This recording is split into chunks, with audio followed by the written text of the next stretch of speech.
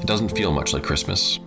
At least, that's how I've been feeling. December seems to have rushed by in a flash. I've only managed to put up the Christmas tree last week, and now here we are. People just seem constantly tired and irritable. I can't say I'm any better. Maybe it's COVID or the flu or something else. I don't know. The weather is miserable. The store shelves are bare. There's no joy, no singing, and no parties. Just the usual hustle and bustle. People going on about their business as if they're the only ones that matter. Baby, it's cold outside, and I don't just mean the air.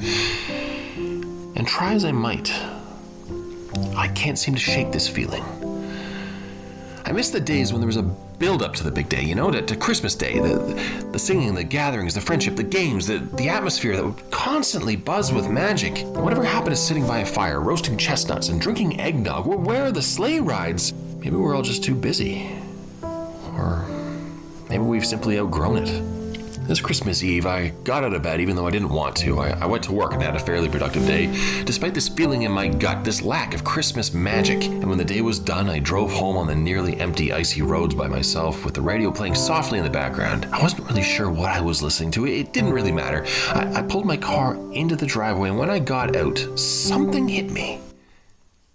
Silence. There was no background hum, no sirens blaring, no horns honking, no engines revving, no noise of any kind, really. I stood there for a time, trying to understand what it was that I was experiencing. When I looked up at the otherwise clear, dark sky, small flakes of pure white floated delicately from above, making their way slowly to the ground below with a soft flicking sound. Was it even supposed to snow today? It doesn't matter. For the first time in a while, everything slows, and I find myself wrapped up in this moment. I take a deep breath of the cold, clean air before turning to go inside, and there in front of me are 3 smiling faces. The 2 dogs greet me without a single care in the world, simply happy to see me home, while my wife wraps her arms around me, giving me a big hug. And then suddenly I feel it. That magic in that moment right there in the driveway surrounded by my family. I can't help but smile as I begin to hear the sound of Silent Night playing faintly off in the distance, and everything seems at peace. But maybe it's up to each one of us to find our own peace. It can't be found for us. Then and only then will we be able to find that magic that has a habit of eluding us.